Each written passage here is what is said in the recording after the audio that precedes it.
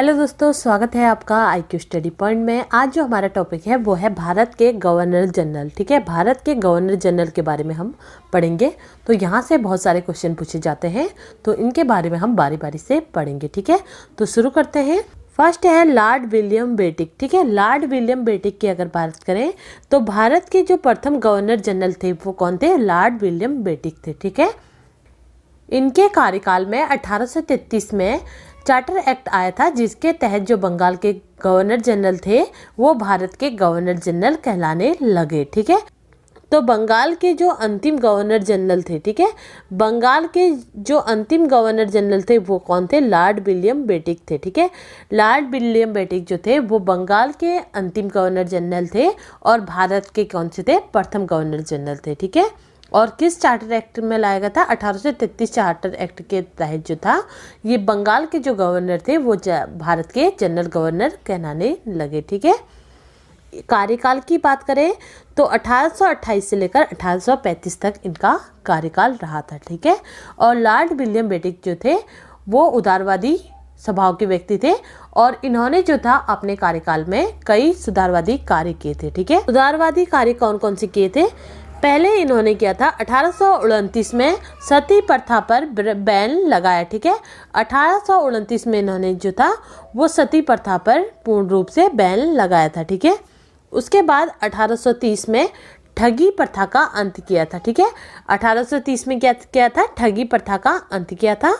उसके बाद 1835 में अंग्रेजी को शिक्षा बनाने की घोषणा इनके द्वारा की गई थी। ठीक है, अंग्रेजी शिक्षा जो कि अभी तक चली आ रही है, अंग्रेजी को शिक्षा बनाने की घोषणा किस गवर्नर जनरल के कार्यकाल में हुई थी?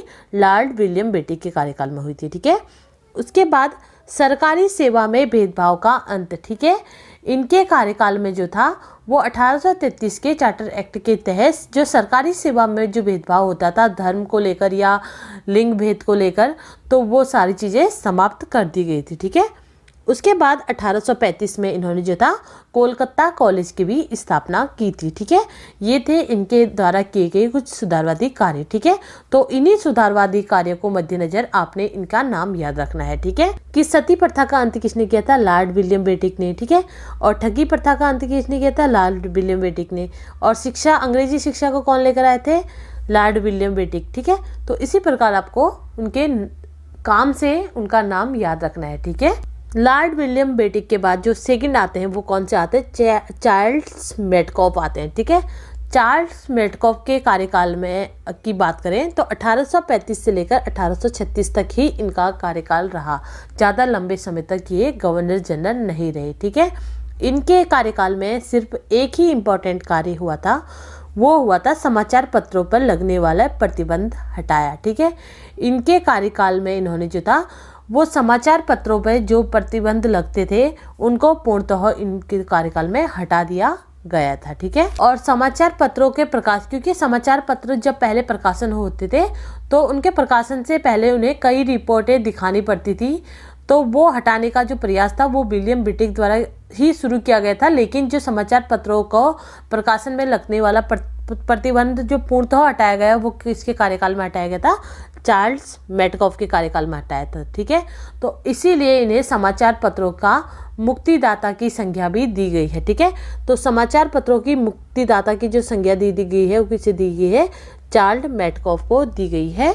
इससे आपको सिर्फ ये याद रखना है कि समाचार पत्रों का जो प्रतिबंध लगने वाला जो प्रतिबंध था वो किसने हटाया था?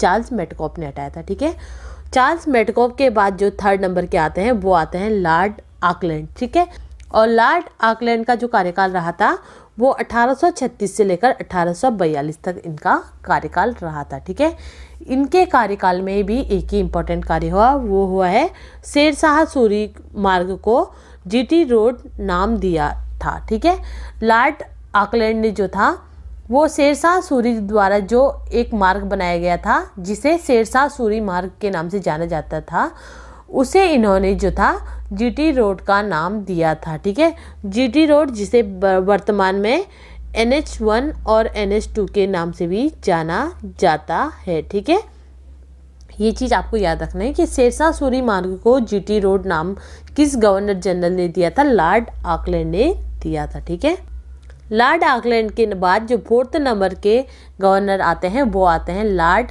एलम्ब्रो। ठीक है, लॉर्ड एलम्ब्रो जो थे 4th नंबर के गवर्नर थे। और कार्यकाल की अगर बात करें तो इनका जो कार्यकाल था वो 1842 से लेकर 1844 तक इनका कार्यकाल रहा। ठीक है, और इनके कार्यकाल में 2 इम्पॉर्टेंट कार्य हुए थे। पहला सिंध का विलय हुआ था। ठीक है, सिंध का विलय जो हुआ था इनके कार्यकाल में हुआ था, और कब हुआ था? 1843 में हुआ था। ठीक है, सिंध का विलय कब हुआ था? 1843 में इनके कार्यकाल में हुआ था। उसके बाद दास प्रथा का जो अंत था वो भी इनके कार्यकाल में हुआ था, वो भी कब हुआ था? 1843 में। ठीक है, 1843 में 2 कार्य हुए थे। पहला जो सिंध का विलय हुआ था, उसके बाद सेकंड हुआ था दास प्रथा का अंत। वो किसने किया था? लॉर्ड एलम्ब्रो ने किया था।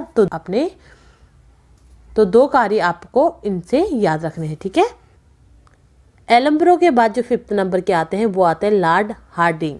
ठीक है, लॉर्ड हार्डिंग की अगर बात करें तो इनका जो कार्यकाल था वो 1844 से लेकर 1848 तक इनका कार्यकाल रहा था लॉर्ड हार्डिंग का। ठीक है, और लॉर्ड हार्डिंग से हमें सिर्फ एक ही चीज़ याद रखनी है, इन्होंने जो था नरबली प्रथा पर प्रतिबंध लगाया था। ठीक है, क्या किया था इन्होंने? नरबली प्रथा पर प्रतिबंध लगाया था। ये चीज़ आपको याद रखनी है। ठीक है, उसके बाद जो 6 नंबर के आते हैं लॉर्ड डलहौजी। ठीक है, लॉर्ड डलहौजी को आधुनिक भारत के निर्माता के रूप में भी जाना जाता है। ठीक है, तो आपके एग्जाम में क्वेश्चन ये बन सकता है कि कौन सा भारत का वो गवर्नर जनरल था जिसे आधुनिक भारत के निर्माता के रूप में जाना जाता है? तो किसे जाना जाता है? लॉर्ड डलहौजी को जाना जाता है। ठीक है, कार्यकाल की बात करें तो 1848 से लेकर 1856 तक इनका कार्यकाल रहा था। ठीक है, कार्यकाल भी इनका मोस्ट इम्पॉर्टेंट है, याद रखिएगा कि लॉर्ड डलहौजी का जो कार्यकाल था वो 1848 से लेकर 1856 तक था। ठीक है, और इनके कार्यकाल में एक तरीके से बोला जाए जो गलत चीज़ हुई वो हुई इनके कार्यकाल में हड़प नीति चलाई। ठीक है, तो हड़प नीति क्या थी? हड़प नीति के तहत जो था ऐसे रजवाड़े जिनके अपने पुत्र नहीं हैं, दत्तक पुत्र हैं, या वो जो है शासन अच्छा नहीं चला पा रहे हैं, उन्हें जो था अपने जो क्षेत्र थे वो अधिकारी क्षेत्र में मिला दिया जाता था। यही नीति जो थी जो बहुत बड़ा कारण बनी थी 1857 की क्रांति का। ठीक है, इसीलिए हड़प नीति जो इन्होंने चलाई थी इसे अच्छा नहीं माना गया था। ठीक है, हड़प नीति के तहत जो था वो कई राज्य जो था वो हड़प नीति के तहत मिलाए गए थे, जिसमें पहला आता है सतारा। ठीक है, पहला कौन सा आता है? सतारा आता है। और सतारा को कब मिलाया गया था? 1848 में मिलाया गया था। ठीक है, उसके बाद जैतपुर। ठीक है, जैतपुर और संबलपुर इन दोनों का कब हुआ था विलय? 1849 में हुआ था। ठीक है, उसके बाद जो था उदयपुर। ठीक है, उदयपुर का कब हुआ था? 1852 में हुआ था। ठीक है, उसके बाद आता है झांसी। झांसी का कब हुआ था? 1853 में हुआ था। ठीक है, उसके बाद आता है नागपुर। नागपुर की बात करें तो नागपुर का 1854 में। उसके बाद अवध का 1856 में। ठीक है, हड़प नीति के तहत जो था कौन कौन से क्षेत्रों को मिला दिया गया था आधिकारिक क्षेत्र में? सतारा को मिलाया था 1848 में। उसके बाद जैतपुर और संबलपुर को मिलाया था 1849 में। उसके बाद उदयपुर को मिलाया था 1852 में। उसके बाद झांसी को मिलाया था 1853 में, और नागपुर को मिलाया था 1854 में, और अवध को मिलाया था 1856 में। ठीक है, तो बहुत बार ये सीरियल लगाने को भी आते हैं, तो आप डेट सन वाइज भी याद रखिएगा कि किस सन में कौन कौन से उसको मिलाया गया था। ठीक है, बहुत बार क्वेश्चन ये भी पूछा जाता है कि हड़प नीति में शामिल है, आपको दिया जाएगा सतारा, जोधपुर, संबलपुर, पंजाब, इस तरीके का, तो ये चीज़ आप याद रखिएगा। ठीक है, इसके बाद कई कार्य इनके और हुए 1854 में। ठीक है, ये भी काफ़ी पूछा जाता है, चार्ल्ड डिस्पैच। ठीक है, चार्ल्ड का डिस्पैच।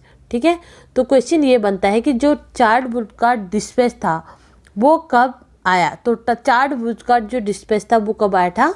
1854 में आया था, इनके ही कार्यकाल में आया था। ठीक है, और चार्ल्ड का जो डिस्पैच था वो विश्वविद्यालय की शिक्षा से संबंधित था। ठीक है, उसके बाद 1850 में जो सिक्किम का विलय हुआ था वो भी इनके कार्यकाल में ही हुआ था, ठीक है। लेकिन ये हड़प नीति का भाग नहीं है, ये अलग से इसका विलय हुआ था, ठीक है। उसके बाद 1852 में जो था वो पंजाब का विलय हुआ था, ठीक है। ये भी हड़प नीति के अधीन नहीं आता, ठीक है। उसके बाद 1852 में दोबारा जो था वो द्वितीय आंग्ला वर्मा युद्ध में जो था वर्मा का विलय हुआ था, ठीक है। वर्मा का विलय हुआ था, कब हुआ था? 1852 में हुआ था, द्वितीय आंग्ला वर्मा युद्ध के बाद, ठीक है। वो भी किसके कार्यकाल में हुआ था? लॉर्ड डलहौजी के कार्यकाल में हुआ था। उसके बाद कई इन्होंने इम्पोर्टेंट कार्य भी किए थे, जिसमें से पहला कार्य था तोपखाना केंद्र की स्थापना मेरठ में कराई, ठीक है। इनके कार्यकाल में जो था वो सेना के लिए जो था तोपखाना केंद्र की स्थापना भी इन्होंने मेरठ में कराई थी, ठीक है। उसके बाद सेकंड जो कार्य किया था, सेना का जो मुख्य कार्यालय था वो शिमला बनाया, ठीक है। तो क्वेश्चन ये पूछा जाता है कि जो सेना का जो मुख्य कार्यालय था वो शिमला किसके कार्यकाल में बनाया गया या किसने बनाया गया? तो किसने बनाया था? लॉर्ड डलहौजी ने बनाया था, ठीक है। उसके बाद जो थर्ड इम्पोर्टेंट कार्य किया था वो 1853 में इन्होंने जो था वो भारत की प्रथम ट्रेन आरंभ की थी, ठीक है। ट्रेन व्यवस्था का भी आरंभ जो था इन्होंने ही किया था अपने कार्यकाल में 1853 में, ठीक है। और पहली जो ट्रेन चली थी वो कब से कहाँ से कहाँ तक चली थी? मुंबई से थाने तक की चली थी, ठीक है। उसके बाद 1854 में इन्होंने डाक व्यवस्था का भी प्रारंभ किया, ठीक है।